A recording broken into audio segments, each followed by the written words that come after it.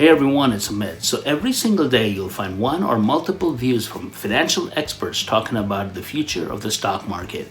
And these views are going to be very disparate, okay? You'll have the few financial experts that are talking about the rose glasses view of the market, which is that the stock market is going to go straight to the moon. And if you're not on this train, you're basically a sucker to not be on it. And then you'll have the doomsday type of financial experts. And these are the ones who are basically saying that the stock market is essentially going to completely crash, right? And you're a sucker if you're on the train that is invested in the stock market. And then you'll of course have the other view, right, which I've talked about in other videos, where it's like very focused on a handful of stocks, and if you're not invested in this, everything else is going to go down to zero because not everything else is invested in this whole notion of innovation. So you're going to get these extremely polarizing view, and it kind of creates more investment related confusion or investor related confusion. Well, okay, what are we actually supposed to do? So that's kind of like what I wanted to address in this video, okay? I wanted to take into account all of these myriad of different points of views, try to weight them in some manner, try to explain them in English, right? And try to hopefully arrive at a point of view in terms of what is a regular investor supposed to do from an investment thesis perspective as it relates to the stock market in the future. But now a couple of things, okay? One, this is not intended to be financial advice. And the second thing that I'll say, right, is that all of this talk track that I'm basically putting out there is basically related to the speculative portion of your portfolio, right? I'm not talking about your retirement funds here. I'm not talking about your long-term investment funds here, okay? For the ones that are doing it for the long haul, that's a very straightforward type of answer, right? Is don't let any of these noise kind of like bother you, right? Stay in it for the long haul, stay in it for the course, just invest in it every month, utilize your typical dollar cost averaging type of techniques, and you're going to be absolutely fine. Anyway, let's get into it. First, let's talk about, what are you hearing from the market, okay? So let's just talk about some of the negatives. So you'll hear about these types of things: rising interest rates and the threat of increasing pace of inflation. You'll hear about still relatively heavy unemployment levels. You'll hear about overvalued stocks, and of course you'll hear a lot about changes in corporate tax laws, which is of course going to have this negative impact as it relates to the stock market as well, okay? And then you have the rose glasses fellers, right? And they will cite positive things associated with why the stock market will arrive at these numbers. And some of those things include approval of the stimulus bill, right? So this is the $1.9 trillion stimulus bills, which will result in money going into people's pockets over the upcoming weeks here. You'll talk about future outlook on growth and improvement on the base rails for efficiency through an infrastructure bill, right? So the infrastructure bill, that's supposed to be in the trillions of dollars as well. We'll see if that actually gets passed in that level of a magnitude. You'll hear about the stock market being the only market that's actually paying. They'll be like, well, you can't put your money into CDs or keep it in bank accounts. You have to put it in the stock market. That's the only thing that's actually realizing any returns. And then, of course, you'll also hear about that, oh, wait, valuations are not that big a deal. Though the S&P may have some level of higher valuation at this point in time, it is not as significant as it relates to some of the prior crashes that happened during the housing crashes, the dot-com crash, or all of that stuff back in the past. So those are the different types of views that you'll be hearing about from a lot of these financial experts. So let's kind of like talk about each of these in a little bit more detail to kind of like understand which ones are more significant. First one that we're hearing the most about at this point in time is the rising interest rates on the 10-year treasury, and this is supposed to foreshadow some massive amount of future inflation. But the core question is this really all that big of a deal? Like, as of today, as of the recording of this video, the 10-year treasury is currently sitting at 1.625%.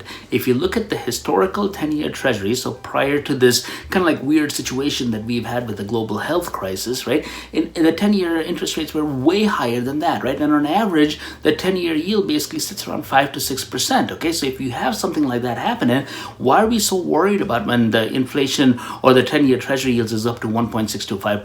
I know there is some level of concern about how quickly this has happened, right? But that's not in itself some kind of concerning or overtly disconcerting thing that, we're in this world which is absolutely going to crash just because the interest rates have gone up by a few basis points. And you know what? We've had the Fed chair, we've had Jerome Powell say that he's keeping an eye out on inflation, right? And just a couple of months back, right, when interest rates were so low, everyone was of the notion that, oh, you don't want to fight the Fed, the stock market is going to continue to go up, this, that, and the other. And now you have that different type of view, right? Which is that, oh my God, what is the Fed doing? They don't know what they're doing. These interest rates are going to go up, and then we're not going to be in a situation, the country is not going to be willing to or able to pay off its bills. You're going to hear about all these polarizing things, right? So it's kind of like, well, you said before that we shouldn't fight the Fed, right? It just goes to show the short memory span that a lot of people have. The Fed will basically have to take some measures if the interest rates actually get to a level which is significant, right? Further, it also becomes a matter of what is the data showing, okay? So we had a couple of revelations this week, right?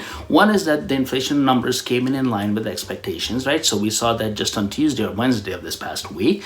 The second thing we saw is that the 10-year treasuries, which were basically sold at $37 billion or so, that essentially got sold out, we had no issues with it, right? So it was relatively benign from a demand perspective, right? So is this whole inflation, this whole interest rate rising thing, is it really that big a deal? So the next thing you'll hear about from this doomsdayer or naysayer type of camp, right, is the relatively high unemployment. And the fact of the matter remains is this, right? The most recent unemployment numbers, it came in at right around 6.2%, okay? At the peak of the whole global health crisis, this whole unemployment number was in the 15-16% range, okay? So it's got a significant improvement to date, okay? So when you have something like that happening, it becomes a matter of, well, what may potentially happen in the future? Well, the reality of it is there's going to be more reopenings that continue to take place, right? More on the leisure, entertainment, hospitality space. Those were the areas that were primarily impacted by the global health crisis. So when you have something like that opening up, this 6.2% number is obviously going to drop, right? It's going to come down substantially.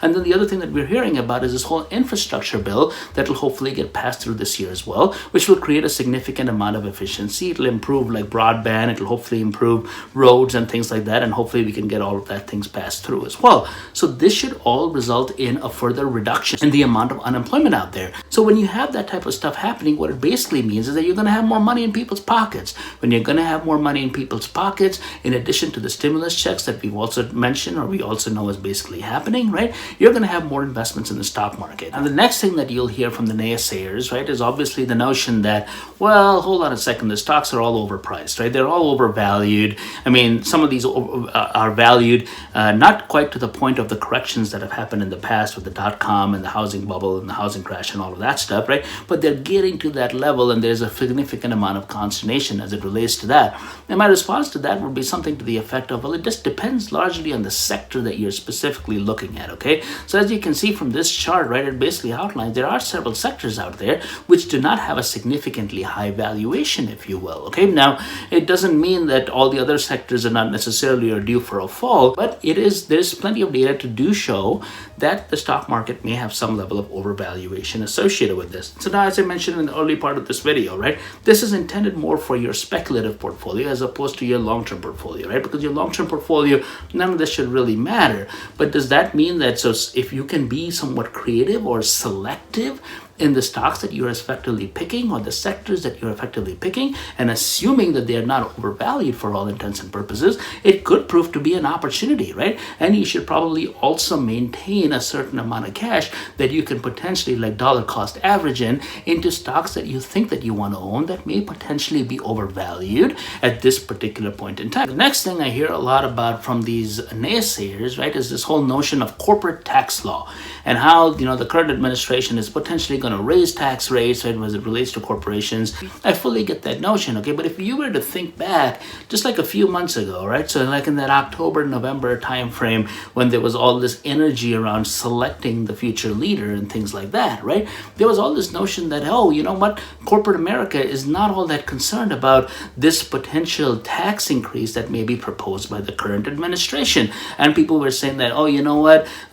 this current administration, they're going to be opening up the markets. They're going to have a bigger or a broader view than the prior administration. They're going to be focused on improving our relationship with other countries, the U.S.'s relationship with other countries. There was all this notion and how people were talking about how that would create more opportunity. And when you have that type of stuff creating more opportunity, they were willing to absorb the potential tax hit that may come out of the current administration. So this was a talk track literally like in September, October, November. Now, obviously, all of that is flipped, and now people are worried about, oh no, this whole taxes thing is going to absolutely kill us and this, that, and the other. Okay, so is corporate taxes increase a significant thing?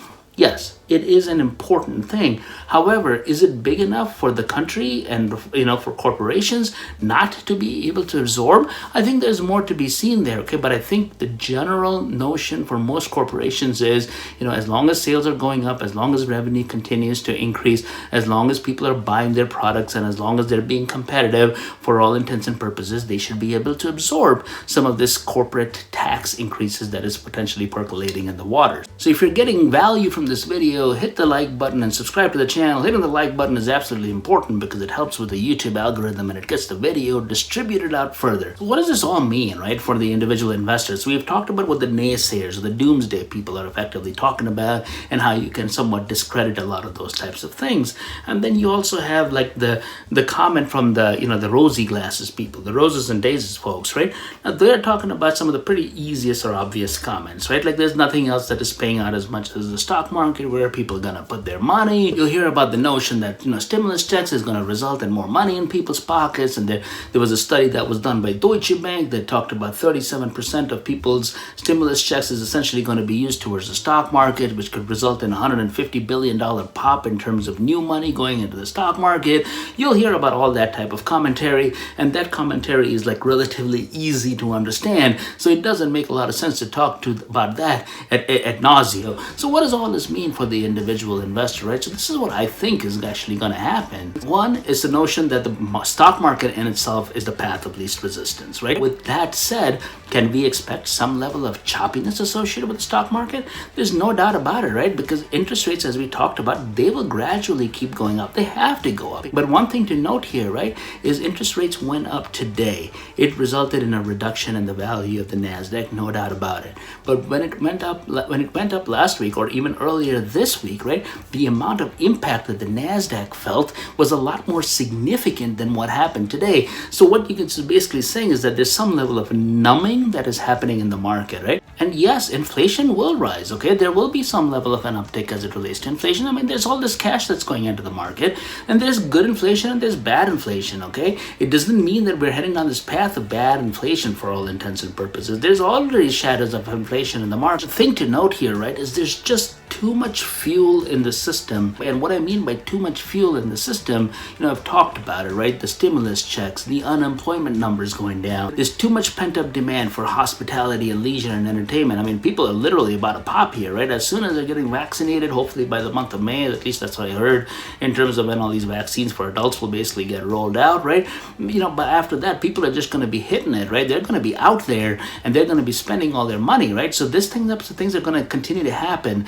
The rise of the retail investor, right? We hear about that in the media all the time. When you have retail investors, these folks are going to be out there spending their money in the stock market. They're not putting their money in some CD. And the other thing to note here is consumer sentiment at its core is just sky high, okay? People are so optimistic and there's so much level of confidence as it relates to, things opening up and people getting to some level of regularity with their life. The consumer sentiment level is just way too high. With all of that said, well, what am I doing, right? What am I doing with the speculative portion of my portfolio? Well, I'm buying the NASDAQ dips. I'm also buying treasuries, okay? So through tickers like TBT, right? I am able to get exposure to treasury because I know that treasury yields are going to rise, right? I mean, it's like a foregone conclusion on whether it will or won't. I continue to have exposure to the Dow because I have exposure to the S&P, right? So naturally, as it relates to something like that, I already have implicit exposure to that, but that's essentially what I'm doing, right? It's kind of like being this centrist type of view. You can kind of like have your speculative portfolio play into all of this stuff, right? And as long as you continue to do that, you'll be in pretty good shape. Now, hopefully this doesn't result in a crash in the stock market, as soon as I release in this video. So anyways, if you enjoyed the contents of this video, subscribe to the channel, hit the like button and ring the notification bell, and I'll see you soon.